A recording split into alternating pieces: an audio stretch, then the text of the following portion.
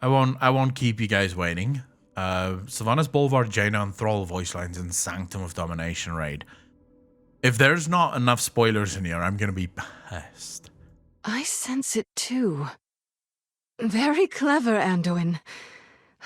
What did you want us to see? By the light. He's expanding the maw around Oribos! Wait a second. Very clever, Anduin. What? I sense it too. Very clever, Anduin. What did you want us to see? Alright, so first of all, we know that Anduin is in the raid, right? We know that Anduin is in the raid. Thanks to a screenshot, or to this little work in progress. Alex actually sent me the screenshot of Anduin in the raid. So we know that Anduin is in the raid. The question becomes, is Anduin, in other words, actually talking to them? So Anduin is sort of, in his own way, trying to communicate with them while being mind-controlled, which is just the pussy bitch move. Anduin should just give in and follow the jailer 100%, to be fair. By the light. He's expanding the maw around Oribos! Press the attack! The jailer must be stopped! The Banshee is aiming at our heads! Sylvanas means to claim our heads! Stop her! I wonder if she really does. Like, I'm just gonna interject here. I genuinely don't know what Sylvanas is up to. There's this. So one of the short stories that I have read is the one about the jailer Sylvanas. The story about Sylvanas, where Verisa has this dream about what is happening to Sylvanas, and I'm genuinely. I don't know if Sylvanas really wants to kill us here. I have the sneaky suspicion that Sylvanas is up to something else. And that story may have the story in folk and fairy tales about Verisa and Sylvanas may be foreshadowing something, but we'll get into that discussion in a bit. There's too many of them! Their forces are numberless. Is there no end to these creatures? Something is limiting my magic. Where are we? Behind our quarry. Heroes with me! Is the jailer trying to break out of the maw? Or something else? We're out of time! Wait, what? What did she just say there? Is the jailer trying to break out of the maw? Or something else? Oh my god. Oh my god. So, just very quickly, the story in Folks and Fairy Tales about the jailer, about Verisa and Verisa meeting the jailer tells Verisa about how family really is the only thing that can hurt you, and that the ties of family doesn't matter, right? Verisa at one point points to his chest, if I remember the story correctly, points to his chest and sort of says that she has the same sort of emptiness inside of her.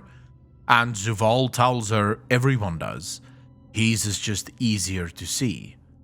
The hole in his chest, the emptiness that he feels. And that it was his brothers and his sisters, the very blood that ties them. They were the ones who betrayed him. They were the worst of it. This line, though, is the jailer trying to break out of the maw or something else? What's that something else? Makes sense that he wants everything down in the maw. Well, he may want everything inside of the maw, mainly because he can't get out of the maw right now. But Jaina's lines here suggest that she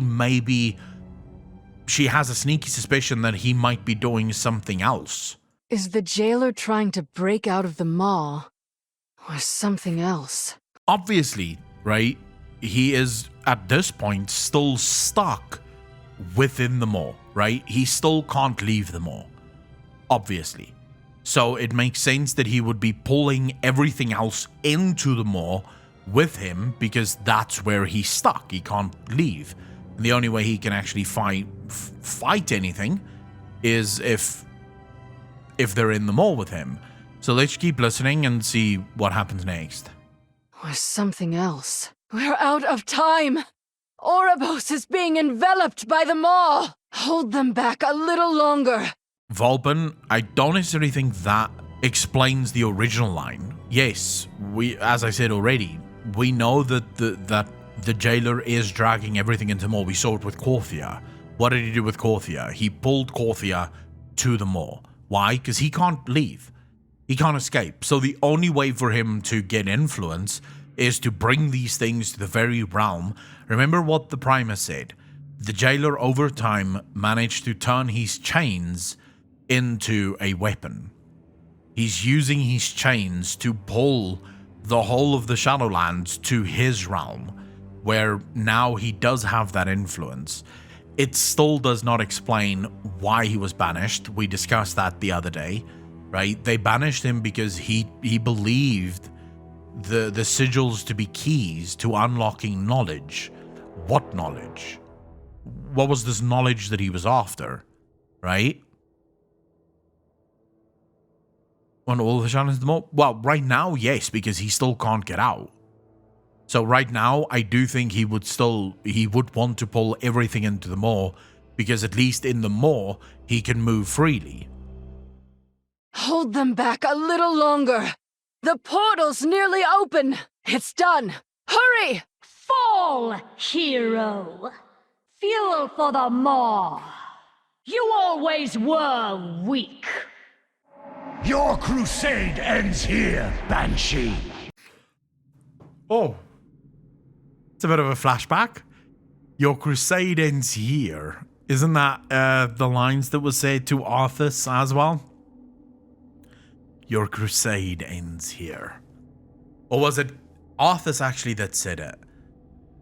Shall I lay down Frostmourne and throw myself at your mercy, Fordring? No, it was Fordring that said to him, your crusade ends here. And then he said, shall I lay down Frostmourne and throw myself at your mercy, Fordring? So, what was his exact line? So the light's vaunted justice has finally arrived. You have Sargeras as well. Brother, your crusade is over. As they were pulling him back in. So it's very interesting that those are the exact lines that's being used here.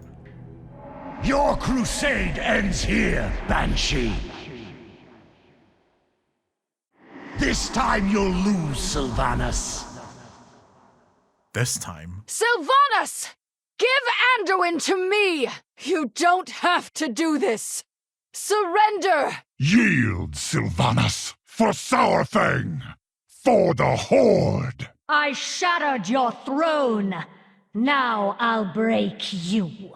I shattered your throne. What was Viramathros's lines again? When your thrones run red with betrayal, and the broken mask hangs above your hearth, only then you will know, and it will be too late. And he said something else to the Alliance as well. What was his lines to the Alliance? Break you is an attractive line from Sylvanas. It is. When your thrones run red with betrayal, when your holy places burn and the shattered mask hangs above your hearth, only then you will know and it will be too late. Many as one, thank you very much. Yes. I shattered your throne. She says the same thing she says something else to the Horde. Tell me, when she seized your throne of hides and bone, was your allegiance forced? No, I'd wager you surrendered it willingly, or were convinced you did. At the Horde. Many as one, thank you very much. Alright, so this line from Sylvanas is rather interesting. For Sourfang! For the Horde! I shattered your throne. Now I'll break you. You will pay. All of you will pay. Thank you, Bolvar. I am in your debt, High Lord. Heroes! I need aid! Thrall, scout ahead. Champions will assist the Admiral. My defenses falter! Fucking Thrall. This guy is really just He just holds us back, dude. Whenever Thrall is involved, we are... Oh my god. We literally spend more time saving this bastard than what he actually contributes to the overall fight. Like, such a Papega character that they've turned him into. My defenses falter! Thrall won't last much longer on his own. We need to reach him. With me, champions! Jaina needs our strength. I've opened the way. Go! Stop Sylvanas! Heroes! To me! Let's regroup with Jaina! Strike, heroes! Bring the Banshee down! Hurry! Thrall needs us! Quickly, champions! Stop Sylvanas! Blood and thunder! This power is not yours to command! This power is not yours to command. How can he say that, though? We're done with your games, Sylvanas. I believe we know where to find our target. Let us not keep him waiting. The Banished One will not be stopped! Heed the call of the Banshee Queen! Death awaits you! Your lives end here! Hear the sound of suffering! Nothing escapes my wrath. All hope is lost. Darkness take you. The past shackles you. You are unfit to stand against me. Suffer my wrath. Fall into oblivion. I always hit my mark. No mercy! To the death! I never miss! Very well. Death it is. The cycle will be broken. At long last, we will have justice. Interesting. At long last, we will have justice. She still speaks about justice. Everything... I recognize that there's a lot of people that do not like Sylvanas. I fully recognize that. And I understand it. I realize that a lot of people feel as if the Sylvanas train has been rolled out and we should move on. My issues with this, and the reason I don't necessarily agree, is once again getting back to the cycle shall be broken. At long last we shall have justice. What justice is Sylvanas referring to? Now, we could say that it's